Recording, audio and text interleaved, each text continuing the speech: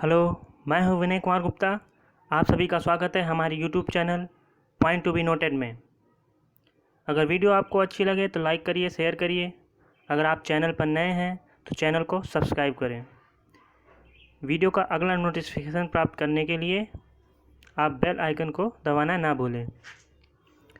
इसके पहले लेक्चर में हम लोगों ने वृद्धि और विकास के बारे में चर्चा किया था कि वृद्धि क्या होता है, विकास क्या होता है।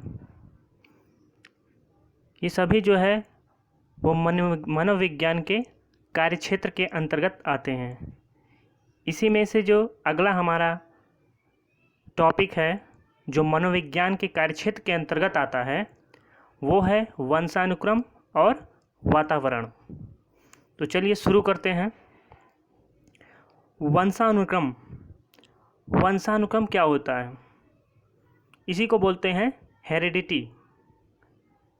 तो वंशानुक्रम वो होता है, वंशानुक्रम एक प्रक्रिया होती है जिसके माध्यम से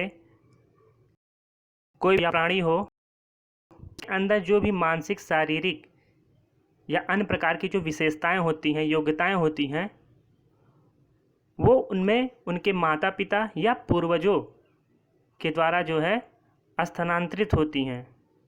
और ये जिस क्रियाविधि के आधार पर होता है उसी को हम कहते हैं वंशानुक्रम या आनुवंशिकता। ये जो भी क्रिया होती है ये एक बायोलॉजिकल प्रोसेस द्वारा होती है, जैविक प्रक्रिया द्वारा होता है।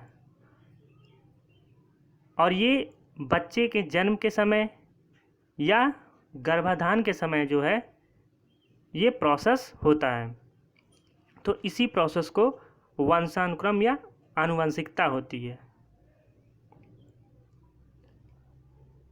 अगला पॉइंट, व्यक्ति का जो रूप है, रंग है, उसकी जो लंबाई है, कद है, उसकी जो भी आंतरिक गुण हैं, चाहे वो शारीरिक विशेषताएं हो या बुद्धि हो, तर्क हो, स्मृति हो या अन्य मानसिक योग्यता या क्षमता हो, इन सभी का जो निर्धारण होता है वो वंशानुक्रम के द्वारा ही होता है।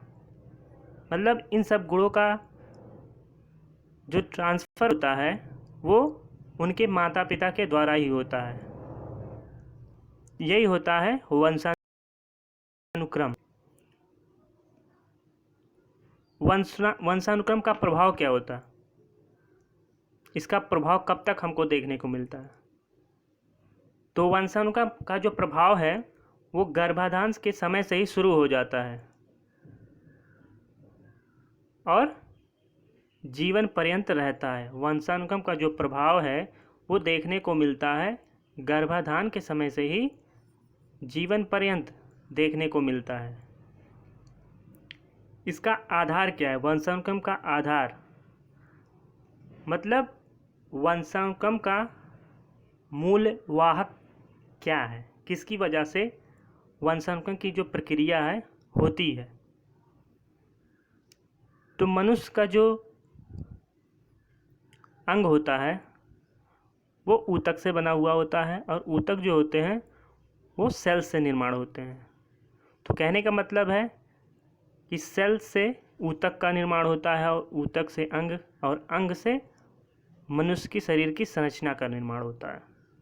तो अगर हम कोशिका की बात करें, सेल की बात करें, तो सेल के अंदर केंद्रक पाया जाता है और कोशिका के अंदर ही जीव द्रव्य होते हैं।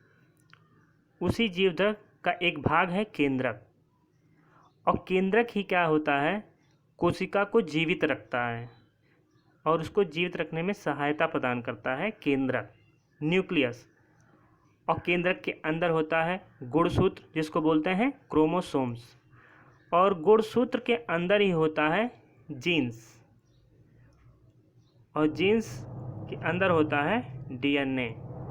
तो अगर हम आनुवांशिकता की बात करें, उसके वाहक की बात करें कि वंशानुक्रम का वाहक क्या है, किसकी वजह से वंशानुक्रम की प्रक्रिया होती है, तो जीन्स जो होते हैं वही वंशानुक्रम या आनुवांशिकता के मूल वाहक या मुख्य वाहक होते हैं। उन्हीं की वजह से जो माता पिता होते हैं उनके अंदर जो प्रबल गुण विद्यमान होते हैं उनमें वही क्षमताएं और विशेषताएं जो हैं हम बालकों में, उनके संतानों में देखने को मिल सकता है।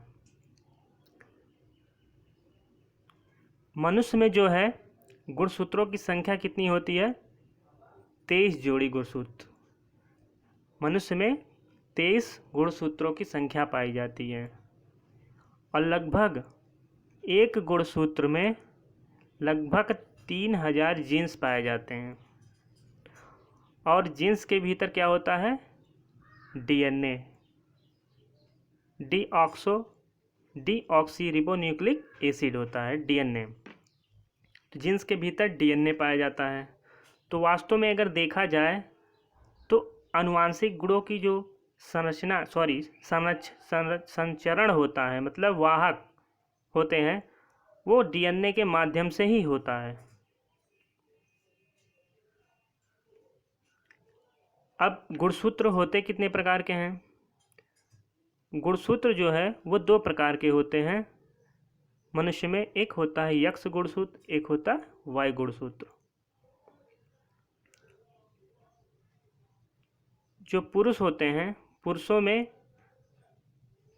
गुणसूत्रों की होती है वो 23 होती है, लेकिन 22 जोड़ा जो होता है वो लगभग समान होता है। या तो एक्स के होंगे गुणसूत्र या तो वाई के होंगे। और एक जोड़ा जो होता है वो भिन्न होता है। या तो एक्स वाई का मेल होगा, मतलब एक एक्स होगा तो दूसरा वाई होगा। और यही जोड़ा जो होता है लिंग का निर्धारण करता है कि बच्चे का जो जन्म हो रहा है वो लड़का होगा या लड़की। स्त्री में जो होता है वो 23 जोड़ा होता है, चाहे वो एक्स हो चाहे वो वाई हो। तो जब एक्स का एक्स से मेल होता है तब फीमेल होता है, तो जो लिंग होता है वो फीमेल होता है। जब एक्स गुणसूत्र का वाई गुणसूत्र से संपर्क होता है, मिलन होता है, तो मेल लिंग होता है, मतलब लड़का पैदा होता है। और एक्स गुणसूत्र मिलने से लड़की पैदा होती है। बच्चों के गुणों को प्रभावित करने वाला यह एक आंतरिक कारक है। यह भी क्वेश्चन पूछ सकता है कि जो अनुवांशिकी है या वंशानुक्रम होता है वो कौन सा कारक है, आंतरिक या बाह्य कारक? तो यह एक आंतरिक कारक है, क्योंकि बच्चों में जो गुणों का ट्रांसफ़र हो रहा है वो जीन की वजह से हो रहा है और एक आंतरिक कारक है जीन। तो इसलिए वंशानुक्रम या आनुवंशिकी क्या है? आंतरिक कारण या कारक है। व्यक्तियों में जो गुणों का स्थानांतरण होता है वो एक पीढ़ी से दूसरी पीढ़ी में होता है। यह प्राणिशास्त्रीय विरासत के रूप में मिलती है। कहने का मतलब जो है कि व्यक्तियों में जो गुणों का ट्रांसफ़र होता है उनके माता पिता से उनमें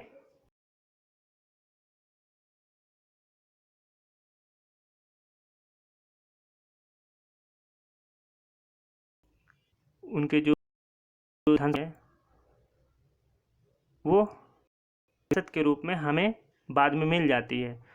जो वो हमारे द्वारा अर्जित नहीं हुआ होता है, वो माता पिता का ही होता है और वो मुझे मिल जाता है बिना परिश्रम के। तो वही है यहाँ कि व्यक्तियों में जो गुणों का स्थानांतरण होता है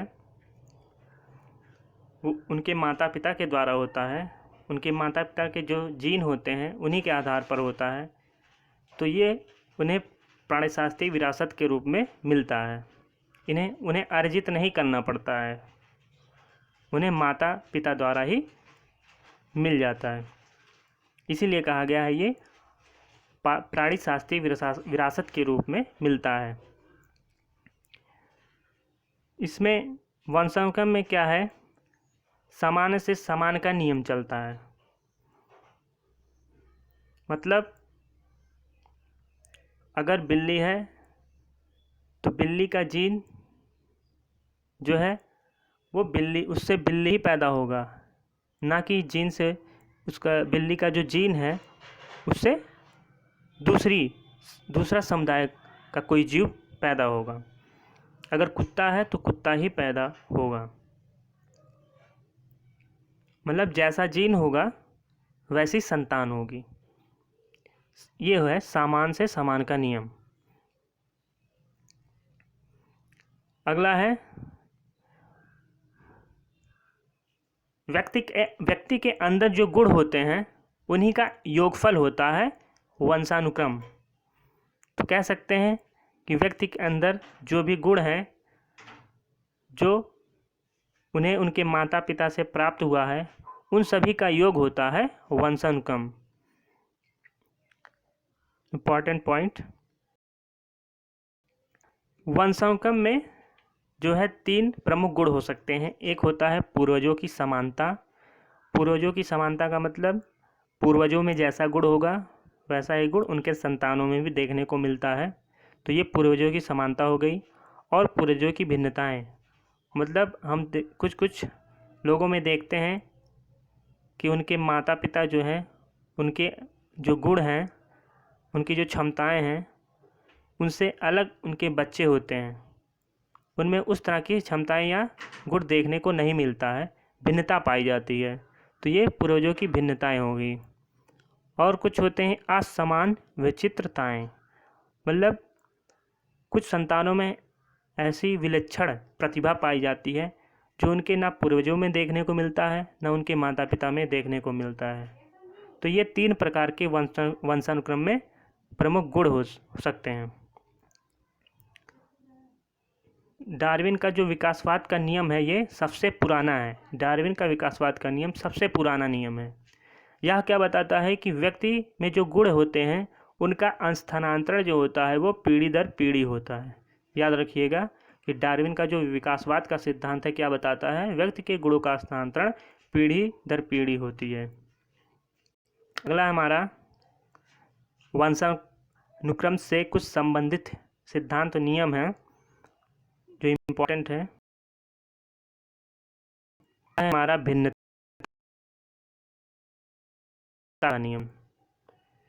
इसमें क्या होता है, हम देखते हैं कि एक ही माता पिता के संतानों में गुणों में उनसे भिन्नता हो सकती है।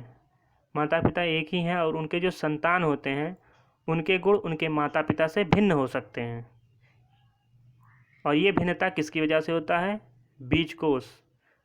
बीजकोष ही डिसाइड करता है कि बच्चे का गुण माता पिता के समान होगा या असमान।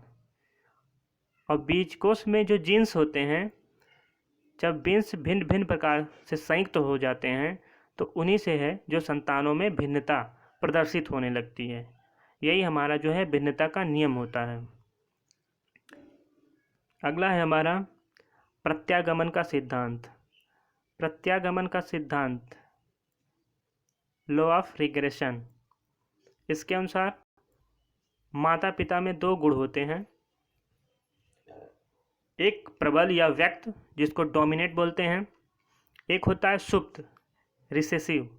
तो माता पिता में एक गुण ऐसा होता है जो प्रबल होता है, जो दिखता है लोगों को हमेशा, और कुछ सुप्त होते हैं जो कभी कभी दिखते हैं, वो सुप्त अवस्था में रहते हैं। तो माता पिता के अंदर जो गुण प्रबल होगा, जो गुण प्रबल होगा उस वजह से संतानों में भी वही गुण प्रबलता के रूप में देखने को मिल सकती है।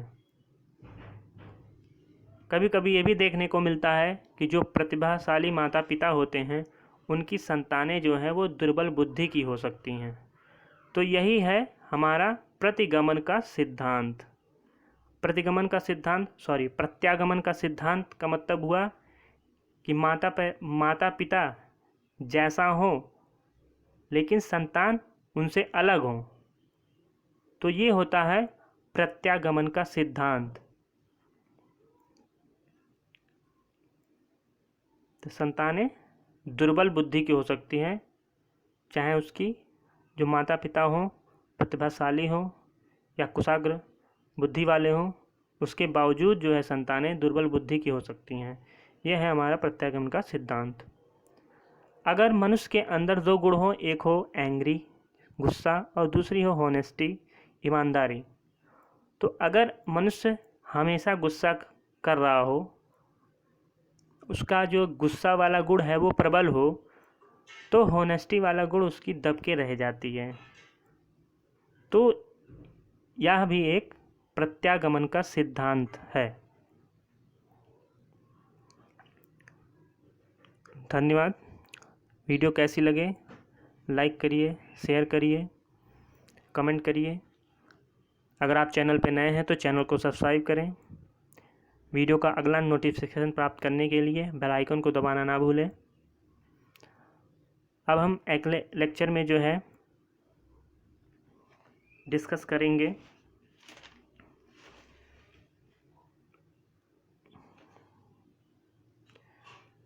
इसका जो एक पार्ट है वातावरण, उसी को हम अगले लेक्चर में डिस्कस करेंगे। वातावरण अगला टॉपिक हमारा रहेगा वातावरण। तब तक के लिए धन्यवाद। जय हिंद, जय भारत, वंदे मातरम।